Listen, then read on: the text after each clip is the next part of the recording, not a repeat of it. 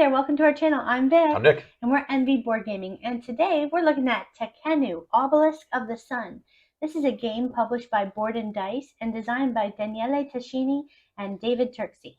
It's for 1 to 4 players. Nick is going to go through how you play, and then we're going to give our reviews.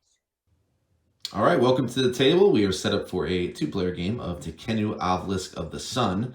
Now, as you know, this is not going to be a full teach of the game. I am going to go really quick just to give you a so basic view of what you do in Tekhenu. We also have some expansion material that I'll go over at the end that isn't indicative of a base game that is actually set up right now. So I'm just going to explain the base game, then at the end I'll explain a little bit of what the expansion Time of Seth adds. So, in this game, you are nobles. You're building out different things. These dice are representing actions, and there would normally be an obelisk, but it would obstruct your view a little bit, so I do not have the obelisk out right now.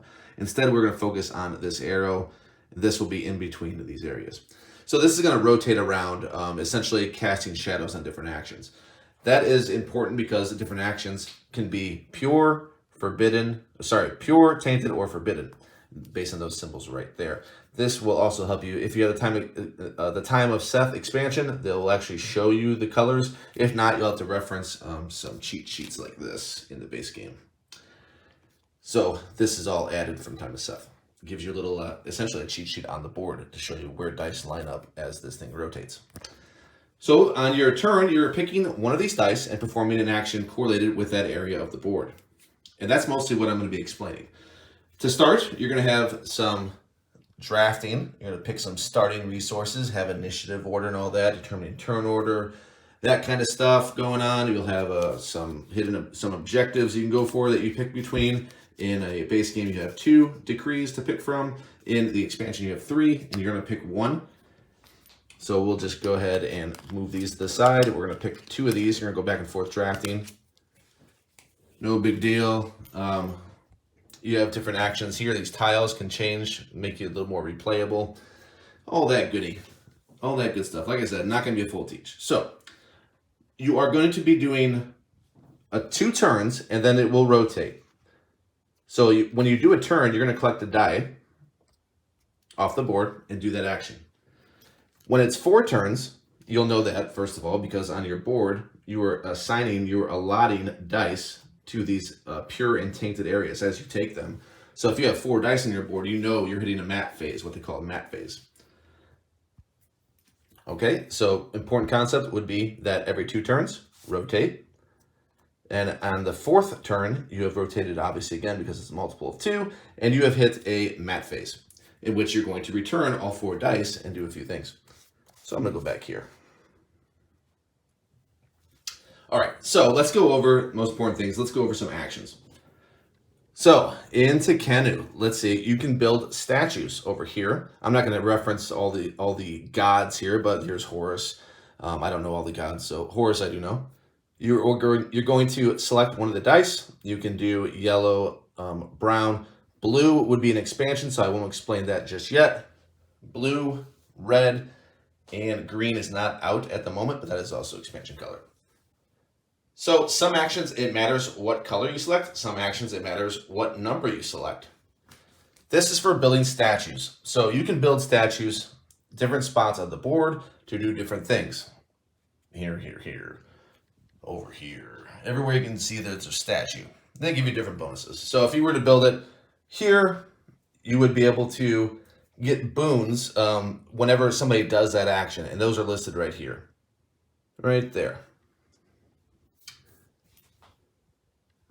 If you were to do it here, sometimes you'll have spots where if you do it, you'll get an immediate bonus. Like right here, you have some gold. Over here, same thing. This will help you score points in different ways. Okay, so that's building statues. In the expansion, you'll be able to build statues. There's a few more spots as well. So here, just build statues out. Very basic run through. Here, you are going to collect these and get victory points if the right here, if the shade matches, you can see white in this case, perfect. So if you take one of these, you're gonna get the bonus that's printed on the tile. As well, no matter what, you're gonna get the victory points here. However, if you were to take this with a 6 or a 5, so if you took, well, there are no 6 or 5s right now, there's only 1 or 2, so here would be your only option, unless you use a scribe, which is a resource in the game that could manipulate your dice. So you would take that, get the victory points, and then you would put it down on this, right here, this temple area. You'll also get victory points for lining up colors. You can see that they all have color edges. If you line them up with the tiles themselves or the edges of the temples, that reminds you right there, you'll get points that way. All right. And there's a little cheat sheet right there for points for that action. So if you can see that if you had built buildings, which we haven't talked about, you'll get points for that as well. Here is where you can build out buildings along the edges. You spend bread. It's a little hint right there. So this god lets you take that, one of those dice, and build out buildings. And these cost you bread, so it shows you that as you go in there, it becomes more expensive. The outer ones are less expensive, 2 versus a 4. All right, and you'll get points of that as well. It shows them right there. You're gonna get every resource that isn't covered. So you can see there are a bunch of resources, but you only get 1 of each, and it shows that right there.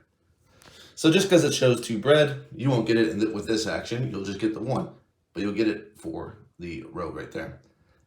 You'll get victory points for different things that you've built based on if you've built any temples. So like when you build these, a pillar goes on them to show you your ownership, and you'll move it over here. And that helps with that. And you'll also get population. That's the last thing right here, which we're going to talk about right now.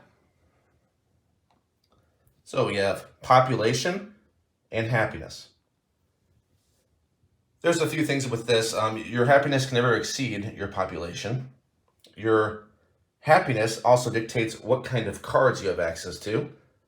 So cards down here all have these different colors right here. So if I got up to the green happiness, I would have access to more cards. Okay, makes sense.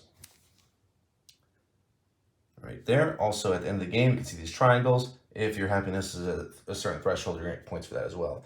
And instant bonuses if you're really, really happy. If you're really happy, folks. All right. You can do that by spending a resource called Papyrus. It is 2 that you're going to spend, and you're going to gain the amount of happiness, this is the symbol for happiness, as shown in the dice that you take. You will also gain some of those scribe resources that I mentioned if your dice is lower. Over here, you can spend Papyrus to get cards, and it shows at what rate. If it's 1 or 2, you get it for free. And if you want to get more, it's going to cost you Papyrus. Note that if you take more than 1, you will have to use it at the same section. And remember, you only have access to as far as you are happy. Only 1 section. So if I did a 3, I had to take all 3 from this section right here. Or if I had access to this red section, I have to take 3 of the 4 right here. Then go ahead and replenish. And lastly, in the base game, you can build out these buildings right here. It's going to cost you happiness, but you'll get an immediate bonus, and you'll be able to up your production based on what is shown. And those are your productions right there. So if you were to produce, which I'm going to go over, the next thing I'm going to go over is producing, instead of doing an action, you'll be able to produce more if you have moved up these tracks. We all start at 2. All right, there's that.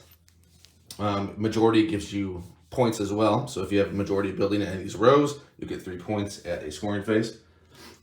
So other actions you can do, instead you can produce. You can simply take one of these dice and produce that resource, all these colors. The expansion ones ignore because they do not produce anything.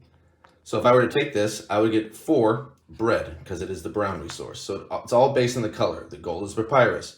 The white is going to be, of course, the white. The black will be over here. Okay? So when you do these actions, it's important that you take these off and assign them where they belong. So if I did this and I said, you know what, regardless if I choose to do the action or produce, I'm taking this 6 and it is tainted dice. So I come over to my board and I put it in the tainted area. That's important. So since I explained the actions in general, very general, I am going to explain what this all means. So what we're trying to do, after every 4th turn, we're going to have 4 dice here. After every 4th, we are going to see what our balance is, and that is right here. Okay? So if you had a bunch of tainted dice and it definitely, you have a majority over three or more, you're going to lose points. And also, it'll affect you in turn order. You're going to move back in turn order. So, let's say you produced a 6, like I mentioned. Your 6 is going to go here. You are going to get 6 bread. However, when you take that, what was it, bread? Yes, 6 bread. All right, 5, 6. I can only produce, at this point, 2. So that means I get 2 bread, and I lose 4. 4 goes tainted, wasted. So now I have a value of 10 here in the tainted part of the scale. Not good. I want to get some more pure dice to counteract that negative. So the pure dice are going to be all along the outer edges right there. So this one would be a good one here. So maybe on my next turn, because the turn is going to go back and forth between me and my opponent, maybe I would look to try to take that if that's an action I want to do and spend papyrus to do this stuff. Or simply produce bread, whatever it might. No, I would not want to produce bread because that would double down. I would get the 6. Sure, I would get the 6 in the pure. I would collect 2 bread, but then the other 4 goes wasted again. Okay. That's kind of how that goes. So you're going to lose points in turn order. It's very frowned upon to be way down here. Points are tracked. We have 4 points. Or sorry, we start with 10 points there. Once we get to certain phases, we're going to get scoring. There's quite a few things to score with your buildings out there, over here. You know, there's a lot of everything to put it like the gist. Everything that has this right here, this symbol is scoring. That could be on your player board, right there, right there. That could be all over, right there. Okay, that is all going to score. It's all listed in the rule book. I'm trying not to take too long, so. Not going to go through all the scoring. Let's just go over now and close it out with what Seth adds. Time of Seth. So first of all, you have different dice. They do not produce anything. All they do is they move this track. Okay? You have soldiers and you have priests. You're going to move that track based upon if it's red or if it's blue. Green does not do anything. It's just a dice that is always pure. Whereas blue and red are always tainted. Forbidden dice, in either way you play, is never used. You cannot use that action. They're forbidden. They're just sitting here. As they rotate, it might be adjusted. But right now, everything in the inner spot is forbidden to use. All right, so that's one thing that's added, is the concept of priests and soldiers. Priests are used for different things like this, destiny cards. That changes things up, and you're going to pick these as well at the beginning of the game. Gives you abilities, but also gives your opponent something when you do an action. So you can kind of see when you do this, then this happens. So this is the condition, this is what you get when you do that, and this is what your opponent gets. So just add something to that. But the priest part, you can see that these cost priests. They correlate with the Ankh value of the base game, which we didn't really go over, but that's these right here. These are instant actions. They also determine ties and turn order in the mat phases right there. So these correlate with drafting these, but the only way you can take them, because they match up, so like the zeros here will match up with this. The only way you can take those is if you have priests to do that, and you get a bonus. So that's one way to spend priests. Soldiers, you spend over here. So you can see that it'll cost soldiers to build buildings on the Seth board right here. The Seth board, you just take one of these dice. This is double-sided, so I'm on the 1 to 2 player side right now. You're going to spend 4 soldiers for your first building out there and get blood, a blood token, which is a permanent taint. So it goes right here permanently, whole game, doesn't refresh. So that is spending soldiers to put out buildings right there. And when you put out a building in the Seth expansion, you get, not only do you have to put where your die is, you can spend your scribes to alter those if you want. Not only do you do that, you're going to get a bonus right when you do that action. So if I do this, I'm going to take this. It's always tainted. All these dice are always tainted, and they're always gray on the Seth board. It would go tainted side. I would be able to build a building. Take one of these buildings, right there. I do not get the victory points right away. Again, remember, this is the victory points for that. That will be at that phase. You're going to get this instead. 2 happiness or 2 population. You'll have to spend 4 soldiers. So you'll move down this track. If you have to have 4 as well. And you get a blood token. On the phases is when you get the victory points. Okay? You also get different places for statues right here that could give you cards based upon how many buildings you have in that column. Same thing here. You can also have something here, so get bonuses for whenever somebody does that action, including yourself in a 2-player game. You're going to put a tile out, which will replace a bonus over here. So yeah, there's quite a bit. There's quite a bit to explain. But there it is. I think that just gives you just a little bit of a rundown. I'll go over the cards really quick. These are favorite ones that will do instant action. Not instant, but you decide when you do it, one-time action. These are ongoing actions here. So that would look like this. These are the favorite ones. These are the decrees, which are endgame points. Those are some action cards you have there. And there you go. Vic and I are going to go ahead and try to give our thoughts on this one. This is a fairly complex Euro game. All right, thanks Nick for the overview of how you play. Before we get started, if you could hit the like, thumbs up, or subscribe to our channel if you've seen some of our videos, or if this is the first time with us. We do a lot of reviews and overviews with our friends Andrew and Sam, so do check us out. And the more likes and comments that the video gets, the bigger the engagement for us, so it helps our channel grow. So appreciate it. Yeah, let's get started with Tekhenu, another tea game, as I've heard, another one designed by Daniele Tashini. Only our second review of a tea game, because Yes. we did a long time ago Teotihuacan, but we also have Trismegistus, and we also have, what else, Toledo in our queue, so we're going to do those after this at some point. So we can't really rank them just yet until we have all of them out there. We don't have the other one, Tiwatsu and whatever the other one is. There's one I don't have. Right. We did Sulkin, didn't we? Yeah, we did Zulkin. Yeah. Yep. So that'll be the first one. So this one, game flow. That's usually the first thing we talk about. Game flow. How does this game? How do you feel like it flows for you? At first, it was difficult to recall all the steps and remember when you, oh, do we score this phase? Oh, no, we don't. And then, because we play so many games too, so that's another thing. If we just played this game alone, it would be easier maybe to remember. Sure. But we, got mixed up a couple times about that. And the phases that you go through and turning the wheel. We had the obelisk out, and we had to take it off just to make things simpler, just to see when you turn it, and where the dice go. And then we can talk about the expansion a little bit more, but there was an improvement to seeing where the dice go, which was helpful. But yeah, the game flow I thought was a little bit clumsy perhaps at times, but then overall, it's once you get accustomed to it, it flows really nicely. Okay. Yeah. If we're just saying pros, cons, I think this is a negative on the game. The game flow is probably the worst aspect of the game because of all the shifting dice and all that. Right. It's annoying. Even with the expansion, which does help for sure, because it actually shows what dice belong where. You don't have to try to remember or look at a sheet. Oh, yeah. Yeah, but without the expansion, you have to look at the sheet for your first few games because you don't remember. It's not natural, yeah. No, not always. I mean, you'll memorize it again if you're playing this a lot for some reason. You just keep playing it. You'll remember which one goes where, probably habitually. But game flow is negative.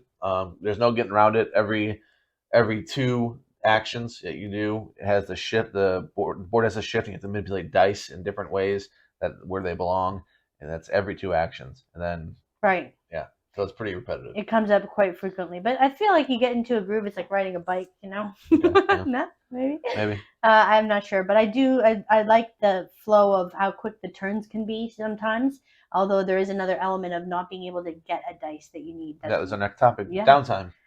Not a lot. To me, I thought it was pretty quick and snappy when it comes down to it. Like you're just going back and forth, grab a dice, do the thing, and the actions are not too involved. Some of them are multi-step. Yeah, that's the only thing. But it's not every action, so that makes it, better to me than having every step be so like 3-4 steps. And yeah. Your downtime is going to be the ones that have multiple steps. Also, in between your mat phases, where you have to go through the scoring because it's not always intuitive. You have to look for the symbols if you don't have the rules in front of you. It's like, what's scoring right now? And those are mat phases, which are different than the fourth of every round. It's actually the halfway point and the finish point. You have the mat phases, 2 of them. So there is downtime. A lot of actions don't have downtime. So if you're just producing something, your turn's done. You just get the things and go. All right, mechanics. Do you find this game interesting? Yes. Yeah, I do. I think it's really neat that it's not just grabbing a dice and using the value. It's balancing it on a scale, which takes it, I think, to another level in terms of what you need to think about.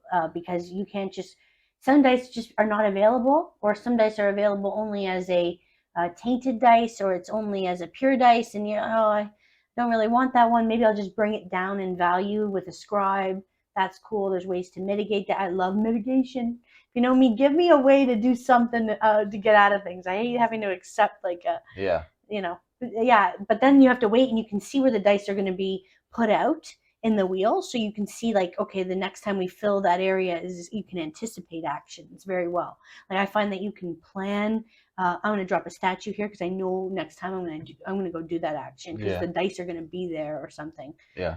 Or you can mess up and put a statue somewhere where there's not going to be any dice and go, why did I do that? Yeah, but you can always do the Anubis action if there are no dice on that spot. So It's not like you're blocked out of a spot ever. True. A lot of times you're not thinking about that action because it's not on the board, but it is an action you can do. Forget every time. I agree that it's an interesting game. There's no boring turns really. I guess producing can be boring, but even then, if you produce, you're still considering what dice to take because you don't want to go over because those become tainted. Right. And you lose those resources. Yeah. So there is some consideration even when you're just producing. Yeah, and the cards, they have a variety of different cards that I didn't pay much mind to the first times we played. I didn't even look at them. And then afterwards I went, oh, cards are awesome. That's cool. I really like that ability. I can do once or overall, it's an ongoing thing, and then it strengthens maybe a decree you have or the objective card. Yeah, so I think the cards are maybe the best thing of the game, whereas the worst thing was the upkeep. They had to go with it. So we already hit the best and the worst already. Yeah. Luck factor, randomness. Well, there's dice, but there's mitigation. Not too bad to me, but there's always the luck of the dice, right? That dice there's some bring luck. you. Yeah. What cards come out? What cards you get? I mean, it's not an overly lucky game at all, but anytime there's dice involved, I guess pretty much except for Dugong. Yeah. There's gonna be some luck. Right, and then you can also refresh things quite easily. You can get rid of all the cards for an action when you're if you wanted to just get rid of all of them, so you're not stuck really. Was it the scribe or I think you pay anyway. I can't remember. But yeah, we never did it. But there's really -1 papyrus maybe. Yeah, it probably is an extra papyrus. Or I always got worried. Replayability on this one? High, I think. You can employ different strategies. You can go for different things. Of course, you can pay attention to what your objective card directs you to, but you can get other objective cards because they're out there too. So you're going to see, is my opponent blocking me from this, or are the dice just not a good mix for that?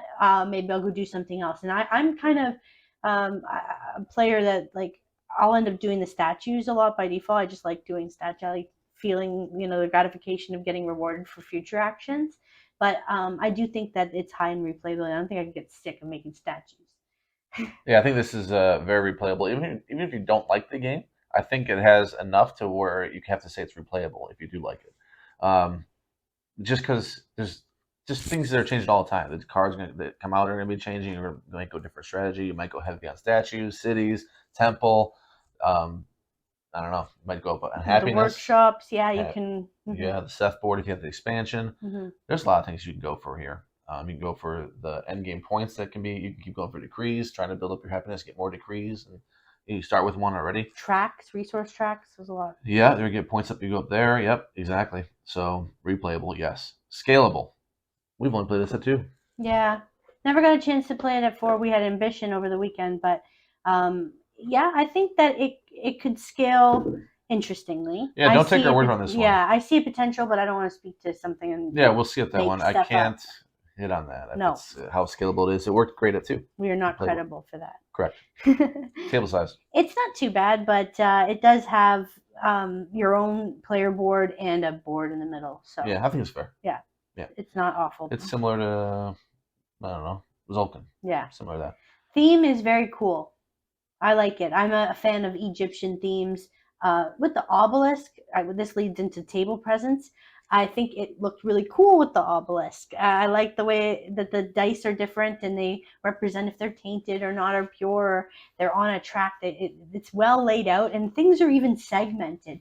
All the actions are cleanly like attached to where the wheel of dice are or the rotunda. Yeah. And so you just know exactly where stuff is. There's no question of like, is this action part of this action? I don't even know. Like you know right away. Okay, that's what that is. And the art is pretty strong to me. I like it. Yeah, the theme, table presence was the next topic. I think that it all works well. I think it looks like a great Egyptian type game, and I have no problems with the theme. I think it works well. Yeah. Component quality. We just have a very basic game, or I don't know if there's ever a deluxe one, but this is pretty fair. It's okay. It's whatever. Yeah, the cards are all right. Chits, a lot of chits, unfortunately. Like the bread is all thin, small, cardboard, stuff like that. So I would just say this is average. This is an average components. Yeah, we need more little bread tokens like what Alyssa Tim set us up with. I saw the potential. Yeah. Sure. But then you need it for everything. Right. We need bread, lots of bread. Send bread. Not just bread. You need all this other stuff. Send lots of stuff. Granite and all kinds of stuff. Yeah, I know, Nick. No shortage of components to buy. Yeah. Price and value. I bought this. Yeah. You want to say that? I should have checked the price. I don't know. I don't do that before these videos. We work full time, okay? I think I spent like 30. It was on sale. Somebody alerted me to the sale, and that's why I bought it. So I probably spent under $40 for it, I think. I don't remember you buying this. Are you thinking of Trace Magistus? You bought a different team. Do you want to, yeah. Well, should we fact check it? Because I think I bought this. Quick fact check moment. Either way, no, you don't cut it. I think I paid like 40, if I'm thinking right. Okay, I'm sorry. I'm fake news. No, it's okay. She bought another T game. She bought Trace Magistus. So easy to, same designers, same exact designers. She's looking right now. She sees it's 58 for the base game on Amazon. I think I got it for like 40, which is good. I think since it's replayable, that's a big key. Is it replayable? If it is, then it's worth your money. So $40 for a game that's really replayable is a game that I'd say is worth it. Yeah, I think so. It's a good value to me, and I think it looks good overall, and I think it's a fun theme. A lot of people also, will like it. Since we're saying theme and all that components, I got to give credit to that box art. It's really stark. I love the look of this. Now, the board doesn't look anything like this. This looks more, the colors and everything really pop on this, whereas the board, it looks more like an old Euro. But yes, that works. True. It definitely works for the theme. The theme is Egyptian, and the board works for that theme. Yes. The setup time. What do you think? Not great. You got the cards out there. You got to do starting cards, the on cards. Nothing huge, nothing crazy. You got to do the dice as well. Divide up the resources, which we have in bags, individual bags, but you have to separate those out, put those out, and yeah, I'll give this a neutral. Yeah. It's not like crazy, but it's not. We've had worse. Yeah, it's not just plop it out and you're ready. Game length. It says 60 to 120 minutes. Depending on your player count. Yeah. What do you think? I'm wondering. I think so. Ignoring what that is, I think the game length is really good. When you learn the game, you can cruise through pretty quick. Like, it's surprising you. 16 turns. That's it. And some of those turns are very, very quick turns. The only thing that's stalling the game are mostly the mat phases. Yeah, the upkeep. The upkeep. And moving the dice, which is the hugest negative of this game. Yeah. Exactly. I agree. I think the game length is perfect. Although I'll think one more turn, just like really the game's ending. I know, and it because that there's no ambiguity. Like it's set. When you have the 2 dice already on your board, you're like, I can only take 2 more dice. Yeah. Yeah. You're like a Civ game chanting the one more turn. One more turn. Mm-hmm. Complexity. There's some meat on these bones for this game. It's not as simple just like grab a dice, do the thing, or a worker placement action type game. It's not.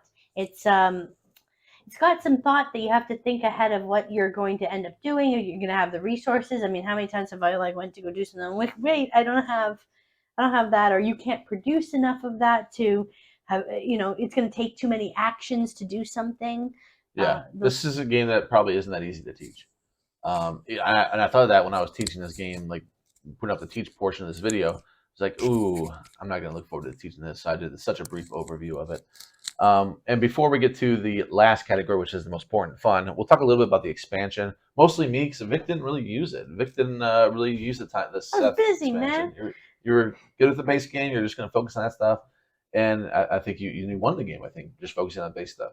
So I'll talk more about the expansion. I don't think it's needed at all, really. I played it twice with the expansion. I utilized it both times.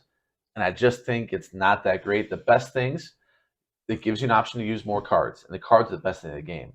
So if you put the statue out, you get more cards based on how many buildings you have in the Seth board, and that's great because I want Tekhenu to give me more options to get those cards, which are the best part of the game. Mm-hmm. That's one thing, like a little negative about the base game is it's not the cards don't feel like they're a big enough part of the game.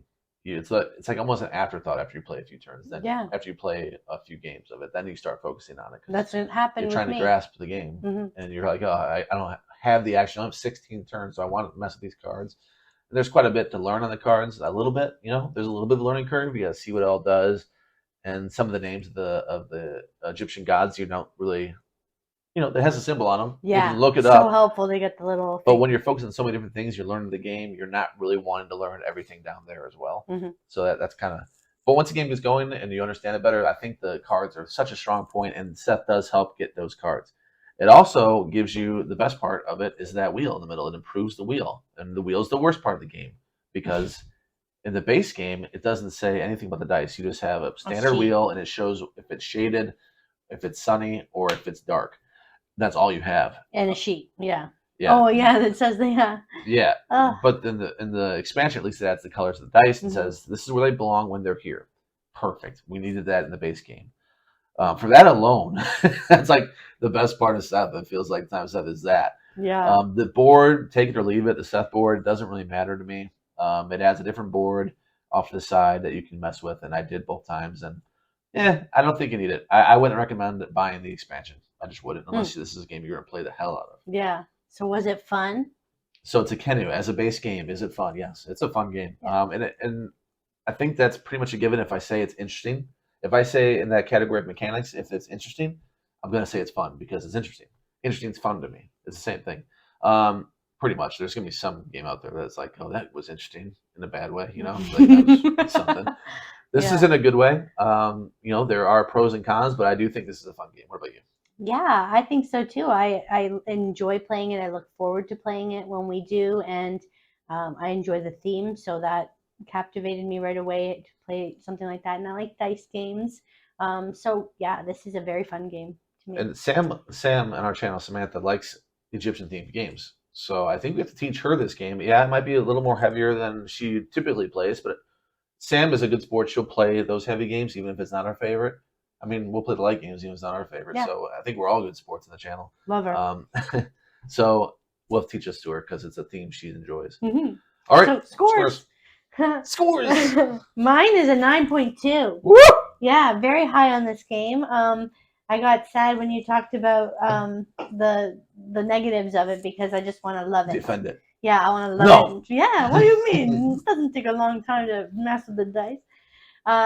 I like it. I like moving the dice. It's a fun little activity we do when we bump into each other. Oh, and then our hands collide like the Lady and the Tramp. The kiss and the spaghetti? Yeah, almost like that. With the dice in our hands. I don't know. Anyway. It's like we're just first dating or something. Yeah, it's like our first date every time we play. So. All right, there you go. Yeah. That's a good selling point. I'm going to take it down 1 point from Vic. I'm going 8-2. Okay. I think the fiddly is what hurts this game so much. It's so annoying to do that over and over and over. Every two, it's like the game flow would be so good without that. If there was a way to keep that going, a motor, that momentum, or boom, boom, boom, boom, and just keep playing the game. Not like pause. That's 2 actions. Everyone's done 2 actions. Yes. Turn this and move these, and then the next time we're good. We get 2 more actions. Hold on, 2 actions more done. We gotta do this. We gotta turn this. Now we gotta get 4 dice. Roll these 2 here. Roll these 2 here. And now we adjust everything. All right, we're good. Yeah. And then the 8th turn, we got to do that, and we got to score. We got to do all the scoring now. It's a mid-game scoring. In 2 more turns, we got to do this again, and don't lose track. And there's actions. There are cards that let you do another action, like adjacent, like to adjacent Yeah. spot, so you can end up with more dice. And I don't know if that's how you're supposed to play, but Right. it doesn't say on the card like, hey, don't put this dice in your tableau. Don't put it. So I put it there, and now my track's off a little bit. We're supposed to be doing that every even number, 2 and 4. Right. But I have 5 dice now. I didn't even consider this when I was in my own. You haven't done. Tekhenu world. Yeah, I've done that twice where I had one that says activating adjacent. I think that when I did it, I activated the adjacent for the same dice value, and I just didn't take a dice. Okay, and I glanced, so I didn't see it. But I was like, it doesn't matter. Yeah, I was just having fun. Let us know in the comments. Yeah, that's wrong. Sorry. Don't take the dice. It throws off the balance. Yeah, correct us. Yeah, whatever. But yeah, no, we obviously really like this game. It's fun. It's good. We enjoy it, and I'm quite high on it. So that's higher than Teotihuacan. It is. Very nice. Yeah. Will it be higher? Will it be higher than Teledum and Trismegistus? Well, those 2 are coming up eventually. We've played them quite a bit already, so they're ready to be reviewed. We just haven't got to them yet. Yeah. Well, I hope you'll tune in for those, and I hope that you enjoyed this video. If you did, please click the like, thumbs up, and subscribe for more great reviews. We'll see you next time. See ya. Bye.